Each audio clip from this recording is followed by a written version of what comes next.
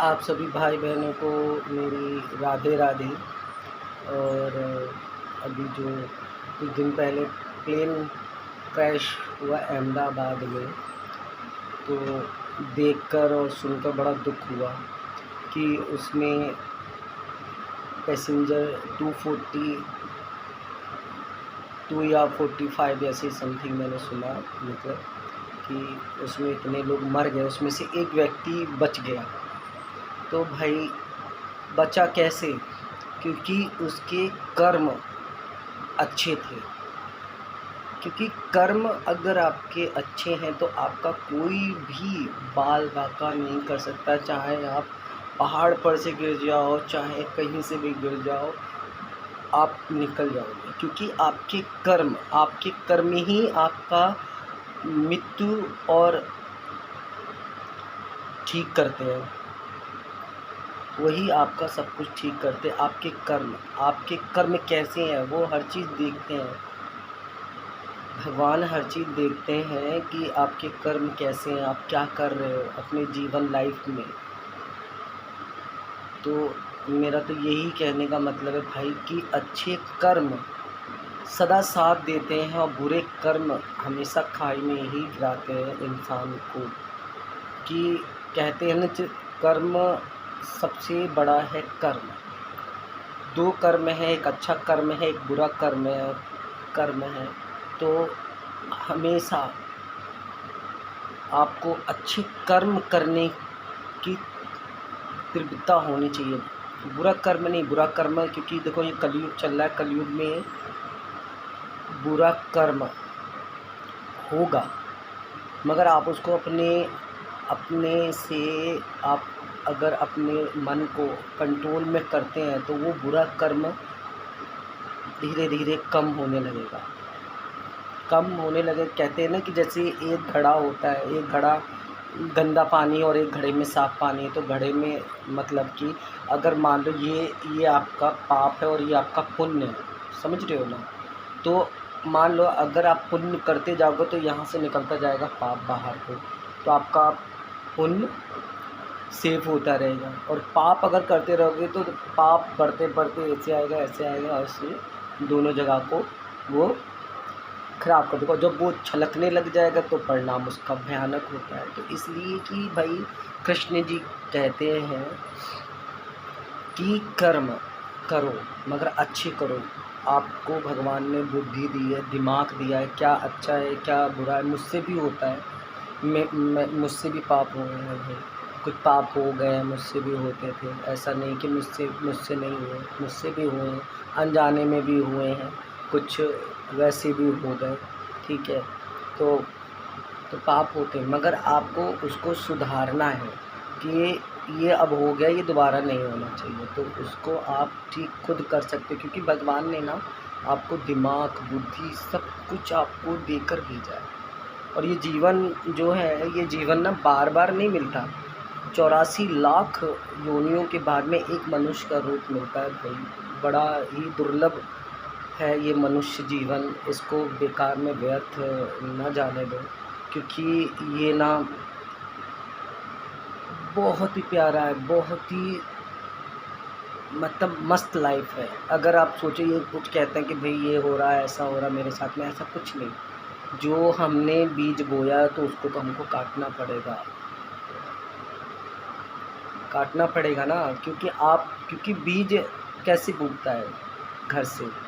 आप घर में अपना अच्छा आचरण रखो, माता पिता की बात को समझो, चिल्लाओ मत उनके साथ में। क्योंकि देखो, आप चिल्लाओगे कल को आपकी औलादे आप पर चिल्लाएंगे, आप गाली दोगे तो आपकी औलादे गाली देंगे। तो यही चीज़ें होती है भाई कि मेन होता है कर्म अगर आपका एकदम ठीक है ना, तो ये समझ लो कि आपका कोई बाल बाका नहीं कर सकते। कर्म, भगवान की शरण लो, राधे कृष्ण जी की शरण लो, सब कुछ उनके ऊपर छोड़ दो और देखो आपके ज़िंदगी में कैसे आप तरक्की करते जाओगे, आपको पता भी नहीं चलेगा। क्योंकि वो जब शरीर के अंदर विराजमान हो जाते हैं ना, तो वो ऑटोमेटिक पैर उनके हो जाते हैं, हाथ उनके हो जाते हैं, काम वो तुमसे कराते हैं। मगर अच्छे काम कराएंगे, बुरे काम में नहीं कभी वो जाने देंगे, उनकी शरण में।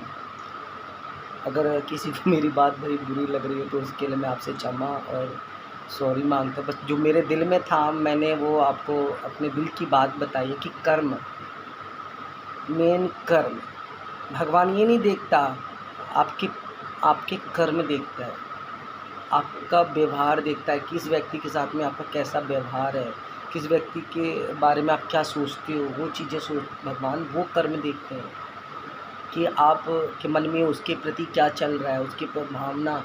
तो वो चीज़ें वो नोट करते हैं। ये नहीं देखते आज आपने पानी पिला दिया, नहीं, ये तो आप कर रहे हो, ये तो आपका कर्म है, चलो आप कर रहे हो, मगर वो अंदर आपकी जो दिमाग में चल रहा है, जो आपके उसमें चल रहा है, उस चीज़ों को वो नोट करते हैं।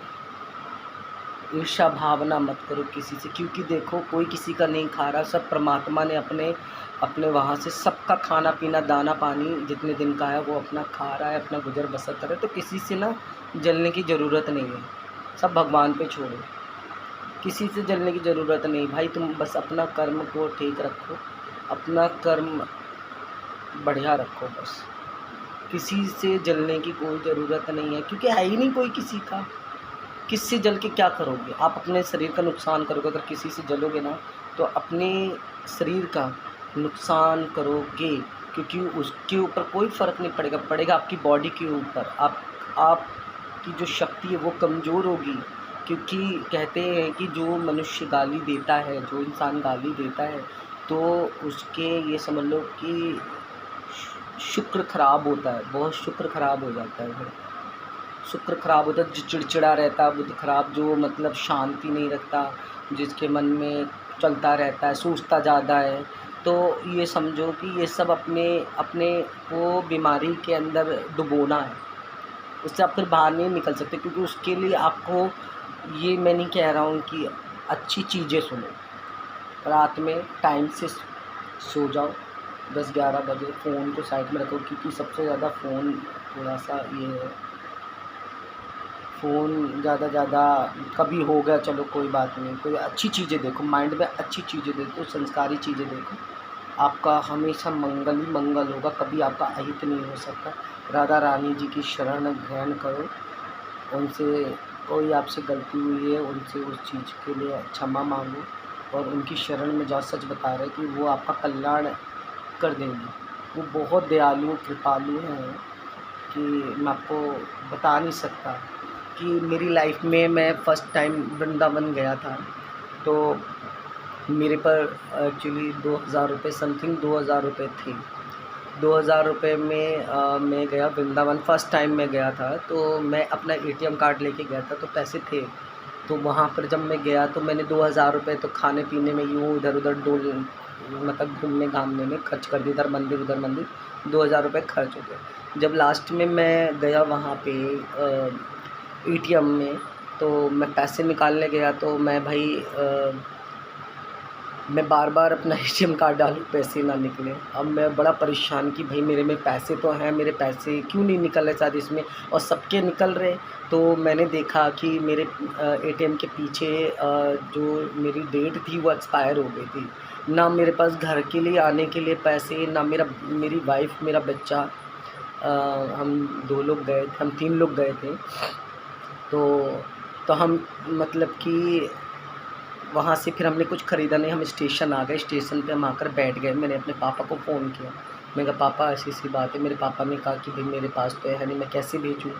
फिर मैंने अपने छोटे भाई को फ़ोन किया, उसको भी बोला मैंने कि भाई मेरे को पैसे चाहिए, यहाँ पर ना कोई पेटीएम कर दो, मैं आकर तुम्हें दे दूँगा। मेरे भाई ने भी मना कर दिया।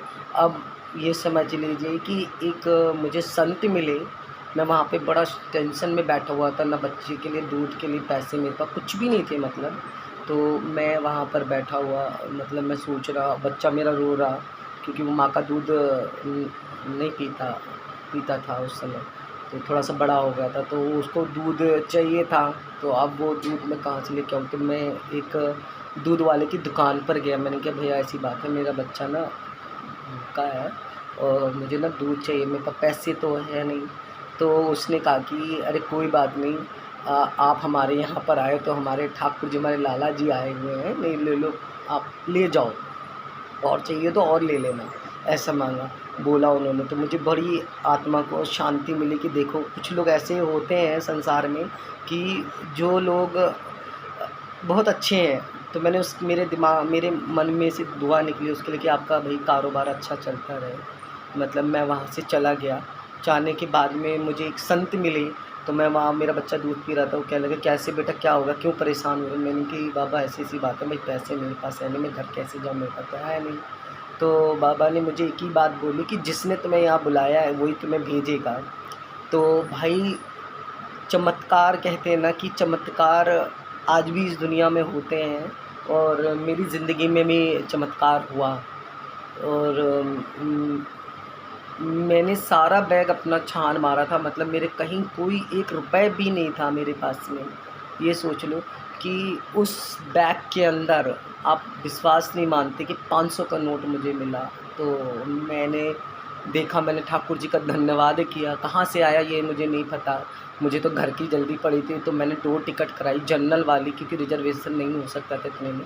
तो मैंने जनरल 2 टिकट कराई, मैं अपने घर पहुँचा हूँ भाई। ये सोच लो कि उस दिन से मेरा ठाकुर जी और राधा रानी के ऊपर इतना भरोसा है कि ज़िंदगी में कोई इंसान साथ दे या ना दे, अगर ये आपके साथ है ना, तो अभी आपका कोई भी बाल बाका कभी कोई ज़िंदगी में नहीं कर सकता, चाहे वो कितना षड्यंत्र क्यों ना आपके साथ में रच ले, वो मात खाएगा।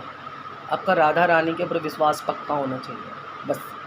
राधा रानी एक ऐसी हैं कि भैया पाप को भी क्षमा कर देती हैं, पाप को भी क्षमा कर देती हैं। मगर जो घन्य अपराध है, जो जिसने बड़ा गंदा अपराध किया हुआ है, मतलब उससे क्षमा नहीं मिलती है।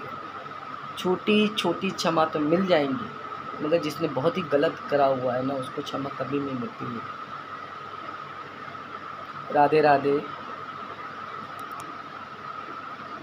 और किसी को बात मेरी बुरी लगी तो उसके लिए मैं क्षमा माँगता हूँ हाथ जोड़कर, कि मेरा किसी को दिल दुखाना नहीं, बस मैं अपने दिल की बात कह रहा हूँ। राधा रानी ये समझ लीजिए सब कुछ है मेरी, सब कुछ, मेरा ठाकुर जी सब कुछ है मेरा, क्योंकि जाना इनके पास ही है मुझे तो।